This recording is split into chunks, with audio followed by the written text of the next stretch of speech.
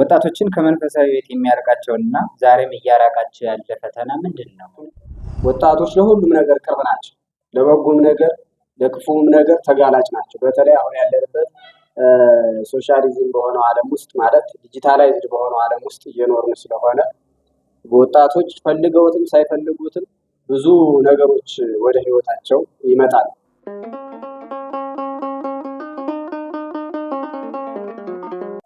ሰላም ጤና ይስጥልን። የተወደዳችሁና የተከበራችሁ የእግዚአብሔር ቤተሰቦች እንደምን አላችሁ?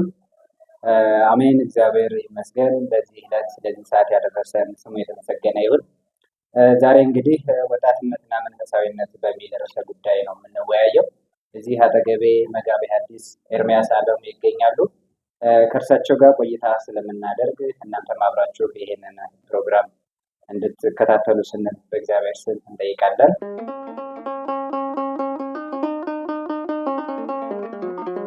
ጤና ይስጥልን ኢንታ፣ እንኳን ደህና መጡ። እንኳን ደህና ቆያችሁ። አሜን፣ እግዚአብሔር ይመስገን። ኢንታ እንግዲህ ለውይይታችን እዚህ ስለተገኙ እጅግ በጣም ደስተኛ ነን። ዛሬ እንግዲህ ወጣትነትና መንፈሳዊ ህይወት ምን ይመስላል የሚለውን ነው እንግዲህ ከእርስዎ ጋር ለመወያየት የተገናኘ ነው። ኢንታ፣ ወጣትነት በመንፈሳዊ ህይወት እንዴት ይገለጻል? መልካም። ያው እንግዲህ ቤተክርስቲያናችን የሰውን ህይወት በአጠቃላይ በአራት አይነት ትከፍለዋለች። ከተወለደ እስከ 20 ዓመት፣ ከ20 እስከ 40፣ ከ40 እስከ 60፣ ከ60 እስከ 80 በ20 ይከፈልና ለአራት ይከፈላል። መጀመሪያ ሰው ከተወለደ ጀምሮ እስከ 20 ዓመት ድረስ ያለው ምግበ ነፋስ ይባላል። ነፋስ የተባለበት ምክንያት ያ ሰው በዚያን ሰዓት ህፃን ነው። ብር ብር እያለ የሚሰራውን አያውቅም። ልክ ነፋስ ፈጣን እንደሆነ ከአንዱ ወደ አንዱ እንደሚሄድ ህፃናትም ከ1 ዓመት እስከ 20 ዓመት ያሉት በአጠቃላይ ብር ብር እያሉ የሚሰሩትን ስራ አያውቁትም፣ ፈጣኖች ናቸው። በዚያ ይመሰላል። ሰው ከተወለደ ከ20 ዓመት ጀምሮ ደግሞ እስከ 40 ዓመት ያለው ደግሞ ምግበ እሳት ይባላል። ምግበ እሳት ማለት የወጣትነት ዘመን የሚባለው ይሄ ከ20 ዓመት በአጠቃላይ በአማካኝ እስከ 40 ዓመት ያለው ምግበ እሳት ማለት ሰው በዚያን ጊዜ ጽድቅና ኃጢአት ለይቶ ያውቃል። ነገር ግን የስጋ ፈቃድ እያሸነፈው ብቻ ኃጢአት ይሰራል እንጂ ከ20 እስከ 40 ዓመት ባለው ዘመን ምግበ ነፋስ የሚመግብበት ነው። ከ40 እስከ 60 ያለው ደግሞ ምግበ ማይ ይባላል፣ ወይ የውሃ ዘመን። እየደከመ ሰውነቱ ጉልበቱ እየቀነሰ ይሄዳል። ከ60 እስከ 80 ያለው ምግበ መሬት ይባላል። መሬት ማለት ከዚያ በኋላ ሰው አርጅቶ ህይወቱን ጨርሶ ወደ መሬት የሚመለስበት ነው። በነገራችን ላይ የሰው ልጅ አንድ በጣም የሚገርም ነገር አለ። ምንድነው እሱ? አሟሟቱና አወላለዱ ብዙ ይመሳሰላል። ለምሳሌ ህፃን እንደተወለደ ቁሞ መሄድ አይችልም፣ እንዲህ አጎንብሶ ነው የሚሄደው። ሰዎችም እድሜያቸው ይሄድና ደግሞ እርጅና ላይ ሲደርሱ እንደዚሁ ያጎነብሳሉ፣ ማለት ልክ አጎንብሰው ይሄዳል። ሁለተኛ ህፃን እንደተወለደ ክፉና በጎ አያውቅ። ብዙ ነገር አባቶችንም አይታችሁ ከሆነ ሲያረጁ እድሜያቸው ሲገፋ ልክ እንደዚያው እንደ ህፃናት ይሆናል። የሚያደርጉትንም አያውቅ። እንደውም አንዳንዶች በጣም በእድሜ የገፉ ሰዎች ዕለቱን ሁላ እስከ መዘንጋት ይደርሳሉ። ልክ እና ከ60 እስከ 80 ያለው ምግበ መሬት የተባሉ ሰዎች ህይወታቸውን እየጨረሱ ቅዱስ ዳዊት እንደተናገረ እድሜያችን 80 ቢበዛ 80 ይሆናል ያውም እንጂ ከ70 አይበልጥም ብሎ እንደተናገረው በዚያ ይነገራል። እና ወጣትነት በመንፈሳዊ እይታ ሲታይ ከ20 እስከ 40 ዘመን ያለው ነው። በዚህ ልክ ሊቃውንተ ቤተክርስቲያን ከፋፍለው አስቀምጠውናል። በዚህ ዘመን እጅግ በጣም ስጋዊ ፈቃድ የሰው ልጅ የሚቃወምበት ወራት ስለሆነ ቤተክርስቲያን ይህንን ነገር በመረዳት ለወጣቶች ልዩ የሆነ የትምህርት ህይወት እንዲኖራቸው በዚህ ዘመን ይመከራልና በዚህ ልክ በመንፈሳዊ እይታ ይታያል። በጣም ጥሩ ይንታ፣ እጅግ በጣም የሚገርም ነው፣ የሚደንቅም ነገር ነው። በዘመናችን ያለው የወጣትነት ህይወት ከመንፈሳዊ ህይወት ጋር እንዴት ይታያል? እንግዲህ በዘመናችን ያለው የመንፈሳዊ ወጣትነት ከመንፈሳዊ ህይወት አንጻር እጅግ በጣም ብዙ ፈተናዎች ያሉበት ዘመን ላይ ነው ያለን። ምክንያቱም ወጣቶች ለሁሉም ነገር ቅርብ ናቸው። ለበጎም ነገር ለክፉም ነገር ተጋላጭ ናቸው። በተለይ አሁን ያለንበት ሶሻሊዝም በሆነው ዓለም ውስጥ ማለት ዲጂታላይዝድ በሆነው ዓለም ውስጥ እየኖርን ስለሆነ ወጣቶች ፈልገውትም ሳይፈልጉትም ብዙ ነገሮች ወደ ህይወታቸው ይመጣሉ እና በዘመናችን ያለው በተለይ ወጣትነትን በጣም እያስቸገሩት ካሉ ነገሮች አንዱ ዘመናዊነት የሚባል ወይም ሰዎች በተለያየ መንገድ ወደ ህይወታቸው የሚያዩዋቸው ነገር አለ። በሶሻል ሚዲያ ከአለባበስ፣ ከአጎራረስ፣ ከአካሄድ ወዘተ እነዚህን በመመልከት ወጣቶች ደግሞ እነዚያን ሌሎች ታዋቂ ሰዎች የሚያደርጓቸውን ነገሮች ልክ የእውቀት ደረጃ ወይም እነዚያ ሰዎች ባደረጉት ልክ ለማድረግ ስለሚጥሩ እጅግ በጣም ፈተና የሚበዛበት ነው የመንፈሳዊ ሕይወትነት አንጻር ማለት ነው። አሁን በዘመናችን ያለው የወጣትነት ሕይወት ወጣቶች በነገራችን ላይ የሚመራቸው ካሉ የሚያሳስባቸው ካሉ በዘመናችን ያሉ ወጣቶች የተሻሉ የሚባሉ ናቸው። ምክንያቱም ከእውቀት ማነስና ካለው ርዕዮተ ዓለም አንጻር የተነሳ እንጂ ዛሬ ስንመለከት በዓል ሲሆን፣ ጥምቀት ሲሆን፣ ታቦታቱ ሲወጡ ወጣቶች ያንን ታቦቱ የሚሄድበትን እያነጠፉ እየጎዘጎዙ እየተሸከሙ እንመለከታለን። በተለያዩ አድባራት ተመሳሳይ ቲሸርት እያሰሩ ያንን እየለበሱ በማክበር በዚህ መልኩ በዘመናችን በጣም እያገለገሉ ነው የሚገኙት። ወጣቶችን ከመንፈሳዊ ሕይወት የሚያርቃቸውና ዛሬም እያራቃቸው ያለ ፈተና ምንድን ነው? በጣም ጥሩ። እንግዲህ ብዙ አይነት ፈተና አለ ወጣቶችን ከመንፈሳዊ ሕይወት እያራቃቸው ያለ በጣም በብዙ አይነት መልኩ መዘርዘር እንችላለን። ከምንም አይነት በፊት ግን በተለይ አሁን የምዕራባውያን ተጽዕኖ ወጣቶችን ከቤተክርስቲያን እያራቃቸው ነው። ምክንያቱም ብዙውን ጊዜ ሰው ወጣቱ ጊዜውን የሚያሳልፍ ሶሻል ሚዲያ ላይ ነው። እዚያ ላይ ብዙ ነገሮች ይለቀቃሉ፣ ብዙ ነገሮችን ይመለከታል፣ ጊዜውንም ያባክናል እና ከቤተክርስቲያን በዚህ መልኩ ቤተክርስቲያን እንዳይመጣ ይርቃል። ሁለተኛ ከዚያው ሳንወጣ አሁን ለምሳሌ አንድ ነገር አንስተን ብንመለከት አሁን ስፖርት አለ። ለምሳሌ በአጭሩ ለመግለጽ ለምሳሌ አሁን የአንድ ክለብ እና ታዋቂ ክለብ ጨዋታ ካለ አለ እንበል አንድ ቦታ ላይ ደግሞ ከአንድ ቦታ ደግሞ የቤተክርስቲያን ጉባኤ አለ እንበል። ሰው አሁን እዚህ ጋር የትኛውን ይመርጣል ነው ዋናው ሀሳቡ። አንድ ወጣት ለምሳሌ የምዕራባውያን ሀያላን ሀገራት ክለቦች ጨዋታ ያደርጋሉ፣ እዚህ ጋር ደግሞ ጉባኤ አለ።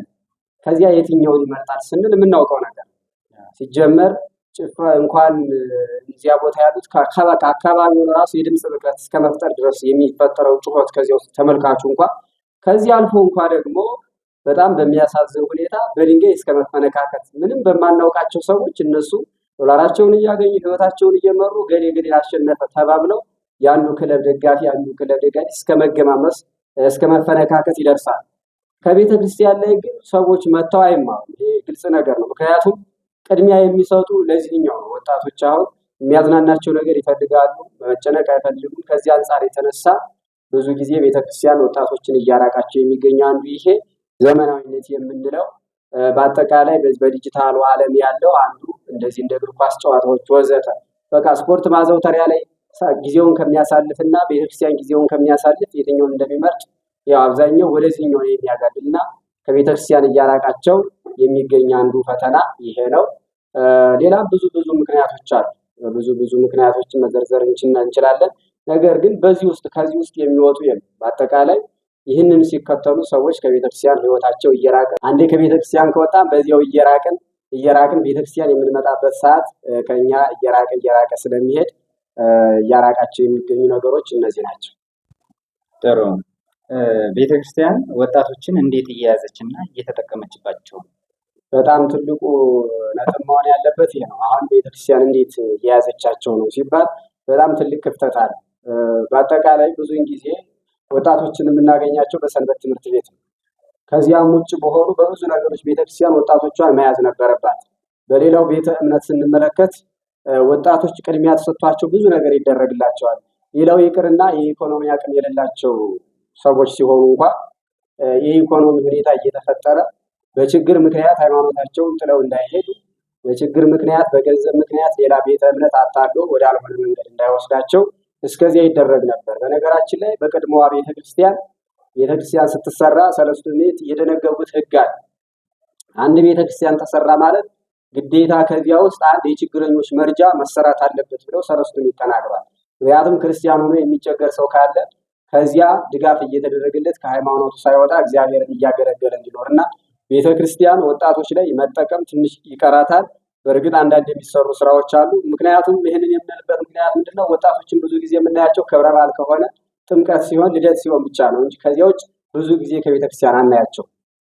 ይህም የሚያሳየው ምንድነው? የሆነ ጊዜ ጠብቆ የሚመጣ ነገር ግን ፍሰቱ መቆም የለበትም።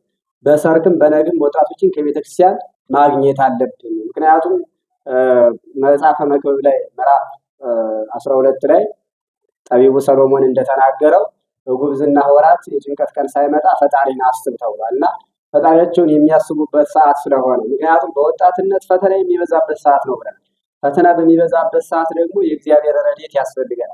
የእግዚአብሔርን ረድኤት የምናገኘው ደግሞ ከቤተ ክርስቲያን ስንመጣ ወጣትነት ቀደም ብለን እንደተናገረው ለብዙ ነገር ተጋላጭነት ያለበት ነው። ለብዙ ኃጢአት የምንዳረግበት ስለሆነ በዚህ ሰዓት ደግሞ ረድኤተ እግዚአብሔርን ጥግ ማድረግ ስለሚያስፈልገን ቤተክርስቲያን አሁንም ወጣቶችን በደንብ መያዝና ማስተማር፣ ማሰልጠን፣ መምራት ያስፈልገናል። አሁን እየተሰራ ያለው ስራ እንዳለው ሆኖ በሰንበት ትምህርት ቤት ደረጃም ስንመለከት በተለይ ከሴቶቹ ይልቅ ወንዶች ያንሳሉ። በቃ ብዙ ጊዜ ወጣት ወንዶች አይገኙም። ስናያቸው እህቶቻችን ናቸው ያለ። ይህም አንድ ክፍተት መታረም ያለበት ነገር። በቃ በዚያው ልክ ወንዶች መጥተው ሃይማኖታቸውን አውቀው ማንም ተራ ሰው መጥቶ አንድ ጥቅስ ጠቅሶ የሚያታልላቸው የሚወስዳቸው መሆን የለባቸው። ስለዚህ ቤተክርስቲያን በአግባቡ እየተጠቀመችባቸው አይደለም። ከዚህ በኋላ በአግባቡ እንድትጠቀምባቸው የእኛም መልእክታችን ነው ማለት ነው። እናመሰግናለን። እንዳሉት ይንታ ብዙ ጊዜ ወጣቶች በስራ ሲጣደፉ ወደ ቤተክርስቲያን ከመሄድ ይልቅ ራሳቸውን በውበት ላይ ውበት መጨመር እንደሚባለው ራሳቸውን ዝንጥ አድርገው ወደ ስራ ሲሰማሩ ነው ብዙ ጊዜ የሚታየው እና የሰንበት ቀን ዕለት በራሱ አብዛኛው ወጣት ወደ ቤተክርስቲያን ሲሄድ አይታይም እና ለእነዚህ ጥሩ መልስ ነው ብዬ አስባለሁ። ወጣቶች ከቤተክርስቲያን ትምህርቶች ለምሳሌ ግዕዝ እና የያሬድ ዜማዎች ጋር ያላቸው ቁርኝት ምን ይመስላል? በጣም የሚገርም ነገር ነው። እሱ የሚያሳዝን ጭምር ብዙን ጊዜ እኮ ግዕዝ ቋንቋ አሁን የኢትዮጵያ ቋንቋ እንደነበረ የማያውቁ ትውልድ ሁሉ አለ። እንደውም አንዳንዶች የቤተክርስቲያን ቋንቋ የሚመስላቸውም አሉ። በነገራችን ላይ አብዛኛው ሰው እይታው ይሄ የሚመስልበት ምክንያት ደግሞ ግዕዝ በቤተክርስቲያን ብቻ አገልግሎት እየሰጠ ስላለ ማለት ነው እና ወደ ሃይማኖት የሚወስዱትም አሉ። ግዕዝ የኦርቶዶክስ ነው የሚልም አለ። ግን ሁለቱም ስህተት። ግዕዝ ማለት ዛሬ አማርኛ ለሁሉም ሰው መግባቢያ የኢትዮጵያ ብሔራዊ ቋንቋ እንደነበረ እስከ ቅርብ ጊዜ ድረስ ግዕዝ የኢትዮጵያ ብሔራዊ መግባቢያ ቋንቋ ነበር።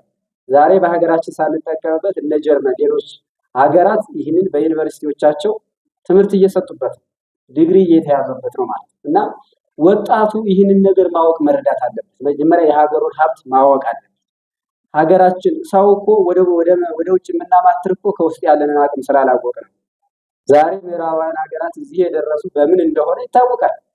በግዕዝ የተጻፉ ስንት የጥበብ መጻሕፍቶች ነበሩ። እነዚያን መርምረው የኢትዮጵያ ሊቃውንት እየወሰዱ አስመርምረው ነው ዛሬ እዚህ ደረጃ የደረሱት እና ወጣቱ ማወቅ አለበት። ቋንቋውን፣ ሃይማኖትን ማወቅ አለበት። በቃ የግዕዝ ቋንቋ ሲታሰብ ዳገት የሚመስለው ትውልድ ነው ያለ። አንድ ሰው እኮ ገንዘብ ከፍሎ በጣም ብዙ ገንዘብ ከፍሎ ያው ማለት ብዙ ገንዘብ ከፍሎ እንግሊዝኛ ቋንቋ ይሰለጥናል። ብዙ ዓመት ወስዶ ማለት ነው። በቃ ታግሶ እየራበው እየጠመው ከሚበላው እየቀነሰ እንኳን ይማራል። ግዕዝ ግን በነፃ ተማር ተብሎ በፈለከው ጊዜ ተማር ተብሎ አይማር። ለምንድን ነው ይሄ ይሆን?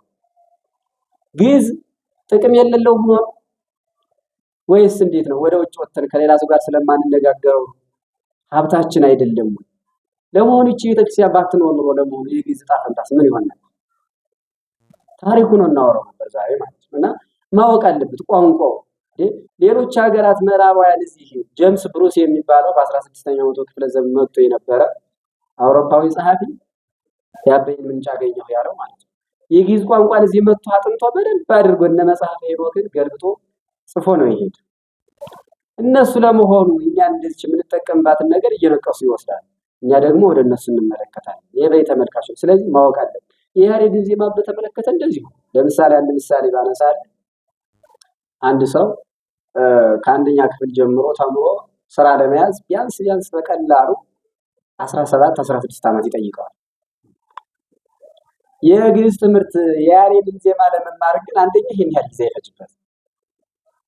ግን ዓመትም ራሱ ጊዜ ሰጥቶ መስዋዕትነት ከፍሎ የሚማር ቅዱስ ያሬድንም በሚገባ ያላከበርነው ሊቅ። ለመሆኑ ቅዱስ ያሬድ አውሮፓዊ ቢሆን ኖሮ አሜሪካዊ ቢሆን ኖሮ ዛሬ በዓለም ላይ ዝናው ይናኝ ነበር። ዛሬ ግን እንኳን በዓለም ላይ በኢትዮጵያ ላይ ያሬድ ማን ነው የሚል ትውልድ ነው ያለው። ማን ነው ያሬድ? ታሪኩን የሚበላ ታሪኩን የሚረሳ ውለታን የሚረሳ ትውልድ እየተፈጠረ ማወቅ አለብን። ዜማውን መስማት አለብን። እኛም ከበረከቱ መሳተፍ አለብን። ስለዚህ ወጣቶች በዚህ ነገር ላይ በደንብ አስተውለው መስራት አለባቸው። በእርግጥ ሲያስቡት እንደምናወራው ቀላል ላይሆን ይችላል። ቢሆንም ግን ካልጀመርነው አንፈጽመው። በቃ እንሞክር። አባቶች በነፃ ነው የሚያስተምሩ ያለ ክፍያ። ስለዚህ የሀገራችንን ግዕዝንም የያሬድ ዜማዎችንም ከማወቅ ላይ በጣም ይቀረናል እና ይህንን በደንብ እናውቀናል። እንዳሉት አሁን ብዙ ጊዜ ወጣቱ ሲታይ ወደ እንግሊዝኛ ነው እንግሊዝኛ የዓለም ቋንቋ ነው ብሎ እያሰቡ ነው የሚኖሩት። ማለት ማንኛውም ሰው አሁን በአሁኑ ሰዓት ሲያዩት መሰልጠኑን ወይም መማሩን የምናውቀው ያ ሰው እንግሊዝኛ ሲናገር ነው እና ብዙ ጊዜ ግዕዝ ምናልባትም የቄስ ትምህርት ከሚማር ሰው ውጭ አስፈላጊም መስሎ አይታየውም አብዛኛው ሰው እንደኔ ማለት ነው። ግን ብዙ ጊዜ ግዕዝን ይፈሩታል ወይም አሊያም የቤተ ክህነት የቤተ ክርስቲያን መገልገያ ቋንቋ ብቻ ነው የሚመስላቸው።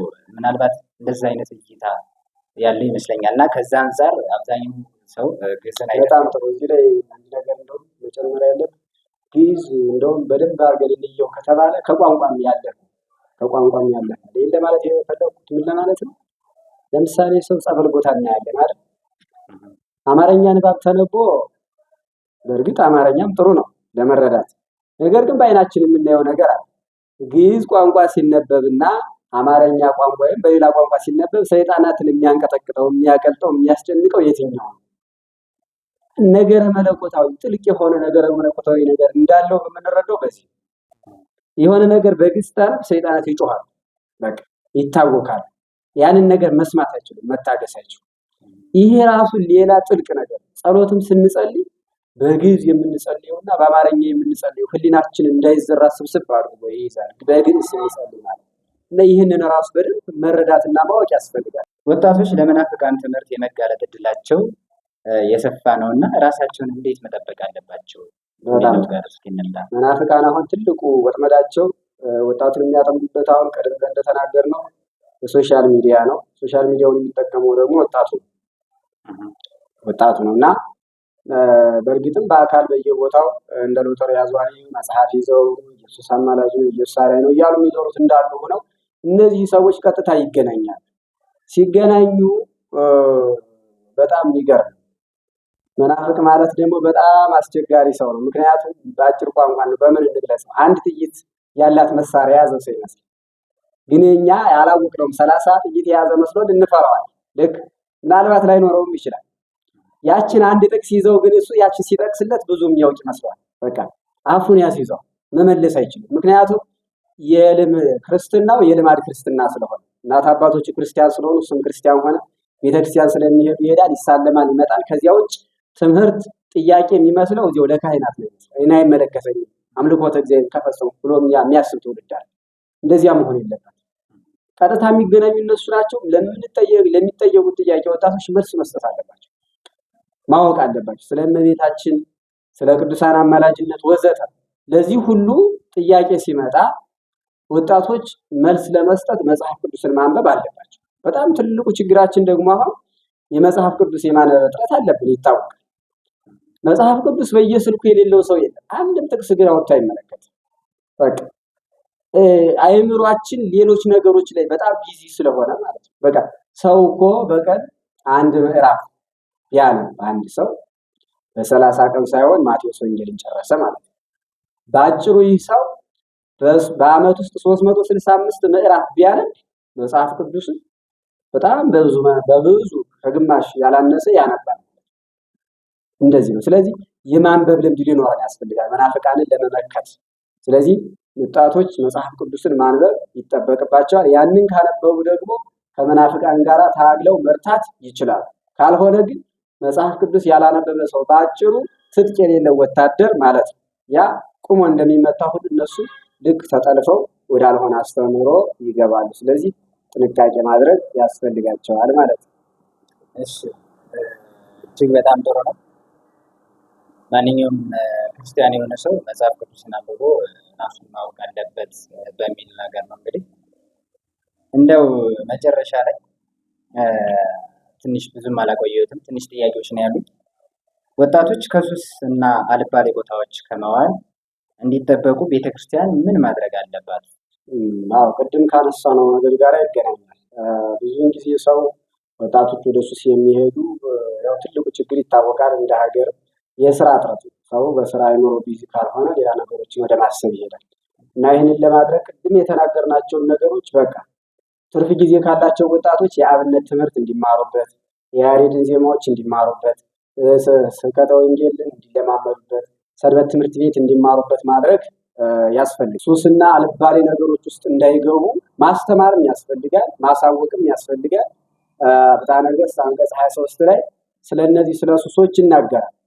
ምክንያቱም ክርስቲያን የሆነ ሰው በሙሉ በልማድ ነገር መያዝ የለበትም፣ ሁሉንም ነገር ማድረግ አይጠበቅበትም ተብሎ ተነግሯልና በሱስ እንዳይያዙ ቤተክርስቲያን አጠንክራ መከታተል ያስፈልጋል። በቃ አንድ እረኛ ባጭሩ በጎቹን መከታተል አለበት።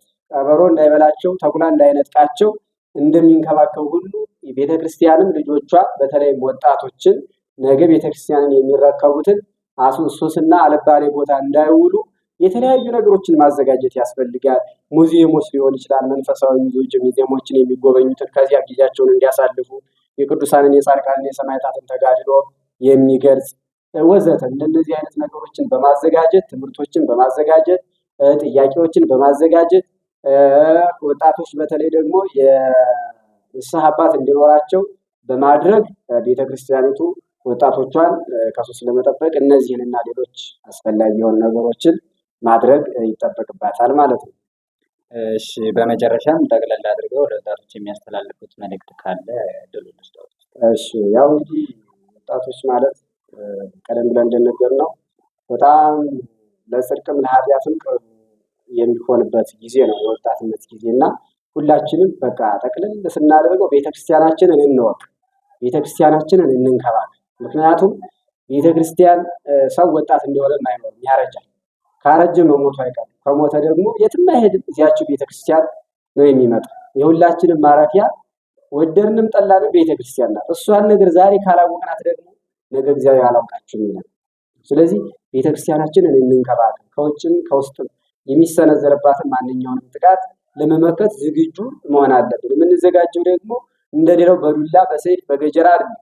እንደዚያ ሳይሆን ቃለ እግዚአብሔርን በመማር ሕይወታችንን በማነጽ ለቅዱስ ጴጥሮስ እንደተናገረ ለሚጠይቁን ሁሉ መልስ ለመስጠት ዝግጁ ሆነን ተገኝተን ቤተክርስቲያንን እንጠብቅ፣ ቤተክርስቲያንን ከጠላትና ከመናፍቃን እንታደግ የሚል መልእክት ነው ያለን። እናመሰግናለን። ይንታ አክብረውን እዚህ ተገኝተው ለምንጠይቀው ጥያቄ መልስ ለመስጠት ፈቃደኛ ሆነው ስለተገኙ እጅግ በጣም እናመሰግናለን። የተወደዳችሁና የተከበራችሁ እግዚአብሔር ቤተሰቦች ጥሩ ነገር እንደምታተርፉበት እንዳገኛችሁበት ተስፋ እናደርጋለን። ሳምንት በሌላ ፕሮግራም እስከምንገናኝ ቸር እንሰንብት። እግዚአብሔር መልካም ሳምንት ያደርግልን።